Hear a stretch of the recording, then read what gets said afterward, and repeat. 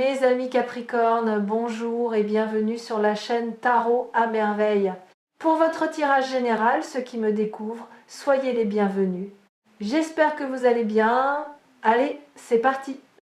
Il y a longtemps, vous avez donné quelque chose. Vous ne vous en souvenez probablement pas. C'était petit, insignifiant à vos yeux. Quelques pièces peut être un billet, peut être un geste financier que vous avez fait sans réfléchir, sans calculer, sans attendre quoi que ce soit en retour. Peut être que vous avez payé le café de quelqu'un. Peut être que vous avez laissé un pourboire plus généreux que d'habitude. Peut être que vous avez prêté de l'argent en sachant qu'on ne vous le rendrait pas et que vous l'avez fait quand même parce que la personne en face avait besoin et que vous aviez la possibilité. Ce moment-là, ce geste-là, vous l'avez oublié, mais l'argent, lui, ne l'a pas oublié, parce que l'argent a une mémoire. Pas la mémoire des coffres-forts et des registres comptables, une mémoire énergétique. L'argent se souvient de comment il a été donné, avec quelle intention, avec quel cœur. Et l'argent donné avec générosité, sans calcul, sans ce petit pincement de regret qui accompagne tant de transactions, cet argent-là voyage, il circule, il passe de main en main, de vie en vie, et à chaque passage, il accumule une charge. Et un jour, quand la charge est suffisante, quand le cycle est complet, il revient, pas sous la même forme, pas par le même chemin, mais il revient, toujours, multiplié par chaque main généreuse qu'il a traversée. Ce retour est en cours, en ce moment, pour vous. Et aujourd'hui, je vais vous raconter le voyage de cette pièce, de votre pièce, pour que vous compreniez non seulement ce qui arrive, mais pourquoi cela arrive maintenant, et surtout comment l'accueillir sans que vos vieux réflexes ne le sabotent. Suivez la pièce. Premier passage. Le moment où vous l'avez donné, revenez à ce geste. Même si vous ne vous souvenez pas du moment précis, vous vous souvenez de la sensation de donner sans compter. Ce mélange étrange de légèreté et de vertige. Légèreté parce que donner libère, vertige parce que quelque chose en vous murmurait que vous ne pouviez pas vous le permettre, que c'était imprudent, que vous auriez besoin de cet argent plus tard. Ce murmure, c'était la voix de la rareté. La voix ancienne, héritée, transmise de génération en génération, qui dit que l'argent est limité, fragile, toujours sur le point de manquer, et malgré cette voix, vous avez donné, vous avez choisi la générosité plutôt que la peur, et ce choix, aussi petit qu'il paraisse, a mis en mouvement quelque chose que vous ne pouviez pas voir. Parce que chaque acte de générosité pose une question à l'univers. Pas une question formulée avec des mots, une question posée avec l'énergie. Et cette question est: suis-je dans un monde de rareté ou dans un monde d'abondance? Si vous retenez chaque centime avec la terreur de celui qui pense que rien ne reviendra, vous répondez rareté. Et le monde, fidèle miroir de vos croyances, vous envoie exactement assez pour survivre. Juste assez. Jamais plus. Mais si vous donnez, si vous laissez circuler avec confiance, même quand la logique vous dit de retenir, vous répondez abondance. Et le monde ajuste sa réponse en conséquence. Votre geste de générosité passé a envoyé cette réponse. Et la réponse de l'univers est en route. Deuxième passage.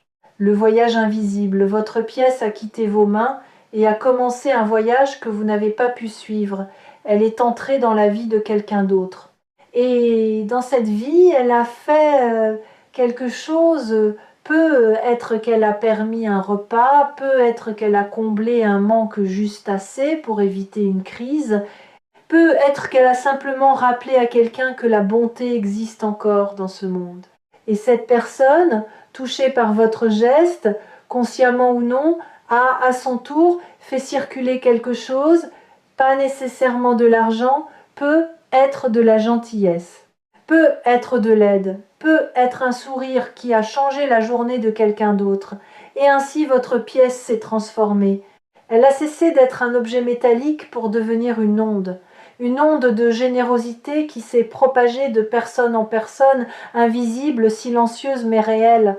Et cette onde a touché des vies que vous ne connaîtrez jamais, des gens que vous ne croiserez jamais, des histoires dont vous n'entendrez jamais parler, mais qui existent, et qui portent quelque part dans leur trame l'empreinte de votre geste initial. Ce voyage invisible est la partie de l'abondance que personne ne vous enseigne. Les livres de finances parlent d'investissement, de rendement, de stratégie, mais ils ne parlent jamais du voyage invisible.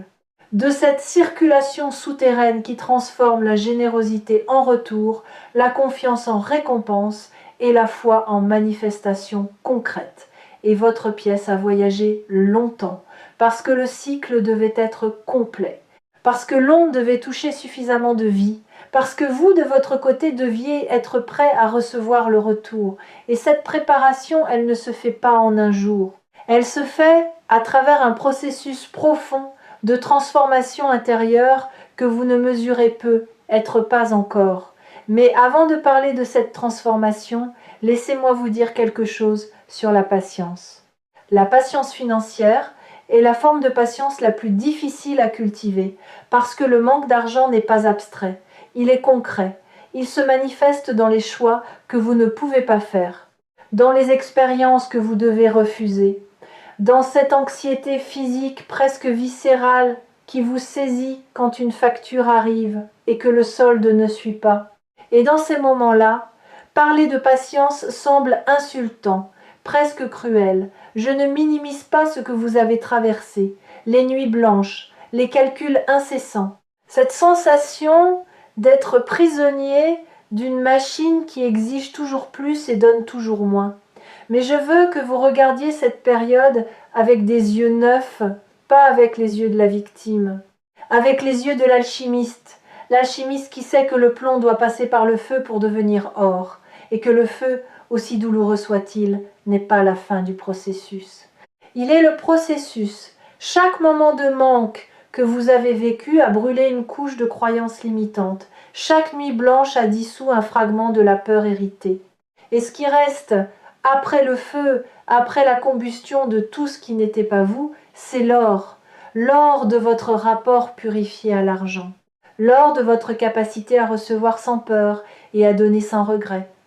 Troisième passage, votre transformation silencieuse. Pendant que votre pièce voyageait, vous avez changé, pas de manière visible, de manière souterraine. Votre rapport à l'argent s'est modifié lentement, presque imperceptiblement, au fil des expériences et des prises de conscience accumulées. Il y a eu le moment où vous avez compris que votre valeur n'était pas liée à votre compte en banque. Ce moment n'est peut être pas venu dans un éclair de lucidité. Il est peut être venu dans la fatigue, dans l'épuisement de courir après une sécurité financière qui semblait toujours fuir devant vous. À un moment donné, quelque chose en vous a dit assez, non pas assez d'argent, assez de courses, assez de cette équation toxique qui fait de votre solde bancaire le thermomètre de votre dignité. Et dans ce assez aussi discret qu'il ait pu être, une porte s'est ouverte. Il y a eu aussi le moment où vous avez cessé de vous comparer. Ce moment où vous avez regardé la réussite financière des autres, non plus avec ce mélange d'envie et de honte qui vous était si familier, mais avec une forme de détachement neuf, pas de l'indifférence, du détachement, la capacité de reconnaître le parcours de l'autre sans en faire le miroir de votre propre échec. La capacité de vous dire « leur chemin est le leur, le mien est le mien, et les deux ont leur propre timing ». Et il y a eu, plus récemment, un moment encore plus subtil, le moment où vous avez commencé à vous sentir riche. Pas riche au sens financier, riche au sens existentiel, riche de vos expériences, de vos liens, de votre capacité à ressentir profondément la vie, de votre aptitude à trouver de la beauté dans ce qui est gratuit, un coucher de soleil, un silence partagé, un rire d'enfant. Vous avez commencé, sans le nommer, à accéder à une forme d'abondance intérieure qui ne dépend d'aucun chiffre. Et c'est exactement cette transformation-là qui rend le retour de votre pièce possible maintenant. Parce que l'univers n'envoie pas l'abondance financière à quelqu'un qui la confond avec sa valeur personnelle. Il l'envoie à celui qui sait que sa valeur existe indépendamment de tout chiffre, à celui qui peut recevoir de l'argent sans se perdre dedans, sans en devenir esclave, sans le confondre avec l'amour, le pouvoir ou la preuve de son mérite. Vous êtes devenu cette personne. Et la pièce le sait. Il y a un phénomène que les scientifiques appellent le point de basculement. C'est le moment où une accumulation lente de petits changements produit soudainement un effet massif. L'eau qui chauffe degré par degré ne semble rien faire de spectaculaire. Puis à 100 degrés, elle se transforme en vapeur. Ce n'est pas le 100e degré qui a fait bouillir l'eau. Ce sont les 99 qui l'ont précédé. Chacun a contribué, chacun était nécessaire, et aucun pris isolément ne semblait faire de différence. Votre transformation financière intérieure fonctionne exactement de la même manière. Chaque prise de conscience, chaque moment de détachement, chaque instant de gratitude pour ce que vous avez déjà a été un degré invisible, apparemment sans effet. Mais cumulé avec tous les autres, il vous a amené au point de basculement, ce point où la vapeur se forme, où l'énergie change d'état, où ce qui était de l'eau stagnante devient une force qui peut déplacer des turbines, vous êtes au point de basculement, les 99 degrés ont été atteints, le 100e est en cours, et quand il sera atteint, la transformation sera visible pour tous, pas seulement pour vous, pour votre entourage. Pour les gens qui vous connaissent depuis longtemps et qui verront quelque chose changer dans votre manière de vous tenir face à l'argent, pas de l'arrogance, pas de la désinvolture, de la sérénité. Cette sérénité particulière de celui qui ne mendie plus et qui ne thésaurise plus, qui a trouvé cet équilibre rare entre la prudence et la confiance, entre le respect de l'argent et la liberté face à l'argent. 4e passage. Les signes du retour. Les signes sont déjà là. Vous les avez peu. Être remarqué sans les relier entre eux. Une idée qui vous est venue sous la douche et qui ne vous quitte plus. Une conversation avec quelqu'un qui a mentionné une possibilité à laquelle vous n'aviez jamais pensé. Un blocage ancien qui s'est dénoué sans raison apparente, une dette qui s'est résolue, un problème administratif qui s'est réglé de manière inattendue. Ces événements ne sont pas des coïncidences. Ce sont les premiers frémissements du retour, les premières gouttes avant la pluie. Il y a aussi des signes intérieurs. Votre relation à la dépense a changé. Vous ressentez moins de culpabilité quand vous vous faites plaisir. Vous calculez moins obsessivement. Vous dormez un peu mieux malgré les incertitudes. Ce relâchement intérieur, aussi léger soit-il, est un signal puissant. Il indique que votre système nerveux, qui était programmé pour le mode survie financière, commence à se reprogrammer pour le mode réception. Et le mode réception est la fréquence sur laquelle l'abondance voyage. Si vous avez trouvé cette vidéo sur Tarot à merveille, considérez cela comme un signe supplémentaire, pas le moindre. Peut être le plus significatif de tous, parce que les messages ne trouvent pas les mauvaises oreilles, ils trouvent les oreilles prêtes, et vos oreilles sont prêtes. 5e passage, la nature de la somme. Parlons maintenant de cet argent inattendu qui arrive. Et soyons précis sur le mot inattendu. Inattendu ne signifie pas immérité. Inattendu signifie que la forme sous laquelle il arrive ne sera pas celle que vous aviez anticipée. Ce ne sera probablement pas un héritage tombé du ciel ou un billet de loterie gagnant. Ce sera plus subtil, plus intelligent, plus aligné avec qui vous êtes devenu. Peut être une compétence que vous possédez et que vous n'avez jamais monétisée parce que vous ne la considériez pas comme ayant de la valeur. Quelque chose que vous faites si naturellement, si facilement, que vous pensiez que tout le monde pouvait le faire, mais tout le monde ne peut pas. Et quelqu'un, quelque part, est prêt à reconnaître la valeur de ce que vous considérez comme ordinaire. Cette reconnaissance va prendre une forme financière, pas parce que votre talent a soudain changé, parce que votre perception de sa valeur est en train de changer. Et quand vous cessez de brader ce que vous avez à offrir, le monde cesse de vous payer au rabais. Peut être aussi une opportunité qui se présente dans un domaine que vous n'aviez pas envisagé. Un croisement inattendu entre quelque chose que vous savez faire et un besoin que vous ne soupçonniez pas. Ce croisement, quand il se produira, vous semblera évident. Vous vous direz « Comment n'ai-je pas vu cela avant ?» Et la réponse sera simple. Vous ne pouviez pas le voir parce que vos yeux étaient voilés par la croyance que l'argent ne pouvait venir que par les canaux traditionnels, les chemins balisés, les voies approuvées par la société. Mais l'abondance ne respecte pas les conventions. Elle emprunte les passages les plus inattendus, les fissures dans le mur, les interstices entre les certitudes, les espaces que votre mental avait déclarés vides. Il y a aussi une troisième possibilité que je perçois fortement. Quelqu'un va penser à vous pour quelque chose, pas parce que vous l'avez demandé, pas parce que vous avez fait du lobbying ou du réseautage ou de la promotion, parce que votre nom a traversé l'esprit de quelqu'un au moment exact où cette personne cherchait la solution à un problème que vous êtes capable de résoudre. Vous serez recommandé, mentionné, poussé vers une lumière que vous n'aviez pas cherchée. Et cette recommandation, ce geste de quelqu'un qui pense à vous en votre absence, est l'une des formes les plus pures du retour de la pièce, parce qu'elle prouve que votre impact dépasse votre présence physique, que vous avez laissé une empreinte dans l'esprit de quelqu'un, et que cette empreinte, aujourd'hui, devient un pont vers votre prochaine étape financière. Ne sous-estimez jamais la puissance d'une bonne réputation bâtie en silence. Les gens qui travaillent avec intégrité, qui donnent plus qu'ils ne promettent, qui traitent les autres avec respect indépendamment de leur statut, ces gens-là plantent des graines dans l'esprit de chaque personne qu'ils croisent. Et ces graines, un jour, fleurissent sous forme d'opportunités. Pas des opportunités bruyantes, des opportunités précises, calibrées, taillées sur mesure pour correspondre exactement à ce que vous êtes et à ce que vous pouvez offrir. 6e passage. Le piège du retour.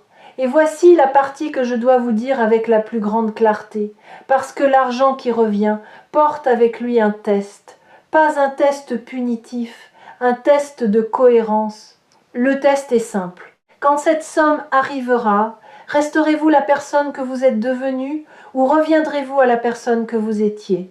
La personne que vous étiez avait peur, elle accumulait par anxiété, elle retenait par terreur du manque.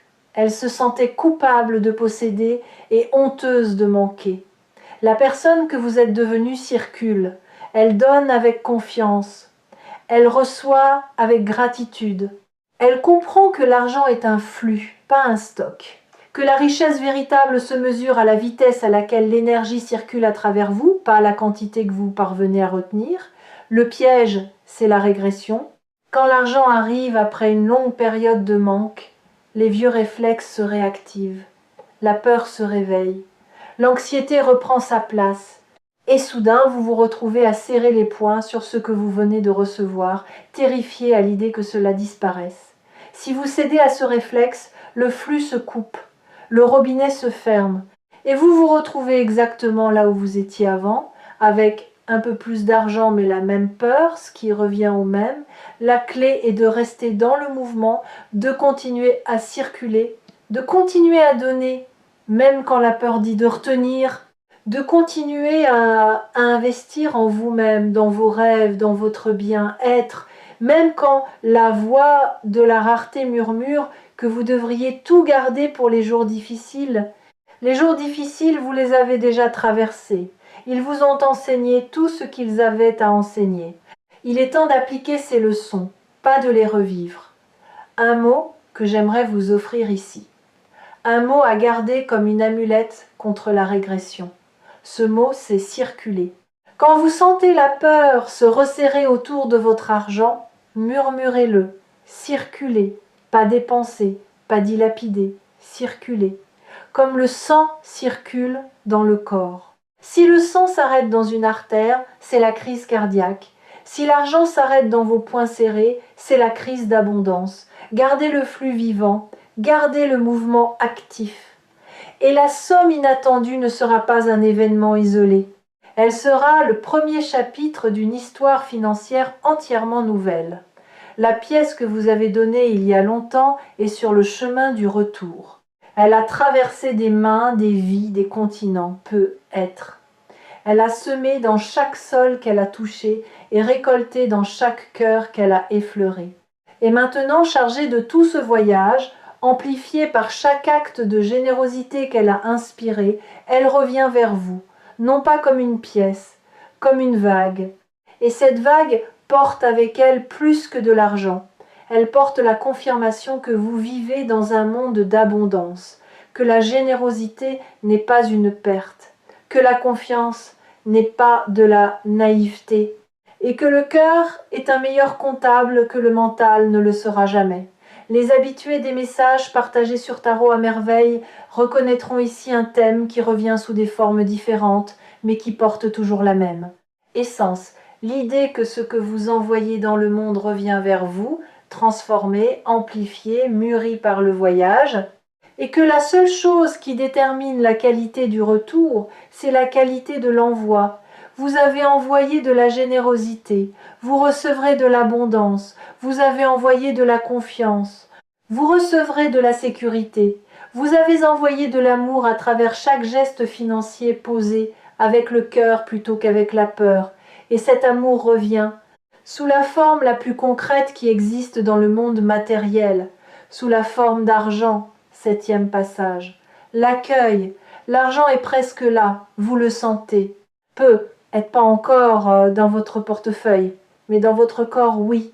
Dans ce relâchement subtil des épaules qui se produit quand quelque chose en vous sait, avant la preuve que tout ira bien. Dans cette légèreté nouvelle que vous portez certains matins, sans raison logique, simplement parce que votre être profond perçoit l'approche du changement. Accueillez-le avec la dignité de quelqu'un qui ne mendie pas, mais qui ouvre la porte, avec la grâce de celui qui dit merci avant même de voir ce qui se trouve dans le paquet, avec la maturité de celui qui comprend que l'argent est un outil et non un maître, un serviteur et non un juge, un courant et non une destination. Quand la somme sera là, quand vous la tiendrez entre vos mains sous quelque forme qu'elle prenne, posez-vous une seule question, pas combien, pas comment la faire fructifier, pas comment la protéger. Une seule question, quelle part de cette somme vais-je remettre en circulation? Pas par obligation, pas par culpabilité, par intelligence, par la compréhension profonde que le flux qui vous a apporté cette somme est le même flux qui en apportera d'autres, et que ce flux se nourrit de mouvement, pas de stagnation. Il y a une dernière chose que je veux vous dire avant que cette pièce ne frappe à votre porte. L'argent qui arrive va changer votre vie, oui, mais pas de la manière dont les gens imaginent habituellement quand ils entendent changer sa vie financière. Il ne va pas vous transformer en une autre personne. Il ne va pas résoudre tous vos problèmes d'un coup. Il ne va pas remplir les vides que seul l'amour, le sens et la connexion humaine peuvent remplir. Ce qu'il va faire est plus discret et infiniment plus précieux. Il va vous donner de l'espace, l'espace de respirer, l'espace de choisir, l'espace de dire non à ce qui vous détruit et oui à ce qui vous nourrit, l'espace de prendre le temps de réfléchir au lieu de réagir dans l'urgence. Cet espace, cette marge de manœuvre, ce coussin entre vous et la survie, c'est la véritable richesse. Et c'est exactement ce que votre pièce ramène avec elle. Votre pièce est revenue, elle a fait le tour du monde, et elle frappe à votre porte. Ouvrez, sans peur, sans hésitation, sans ce regard anxieux par-dessus l'épaule qui cherche le piège dans chaque cadeau. Il n'y a pas de piège. Il n'y a que le résultat naturel d'une vie vécue avec le cœur ouvert dans un monde qui récompense exactement cela. Et ouvrez cette porte en sachant que derrière elle, il n'y a pas seulement une somme d'argent. Il y a la preuve tangible, matérielle, indiscutable, que votre manière d'être au monde porte ses fruits, que votre générosité n'était pas de la faiblesse, que votre confiance n'était pas de la naïveté, que votre patience n'était pas de la résignation. Tout cela était de la sagesse. Et La sagesse finit toujours par être récompensée. Et quand vous voudrez vous souvenir de pourquoi cette somme est venue, quand le doute murmurera que c'était de la chance, revenez sur Tarot à merveille. Revenez à ce voyage, à cette pièce, à ce geste que vous avez fait un jour sans y penser et qui, aujourd'hui, revient vous dire la chose la plus importante que l'argent puisse jamais dire, tu as bien fait de donner, tu as bien fait de croire. Et le meilleur est encore en route, bien plus grand que ce que vous osez imaginer, bien plus proche que ce que vous croyez.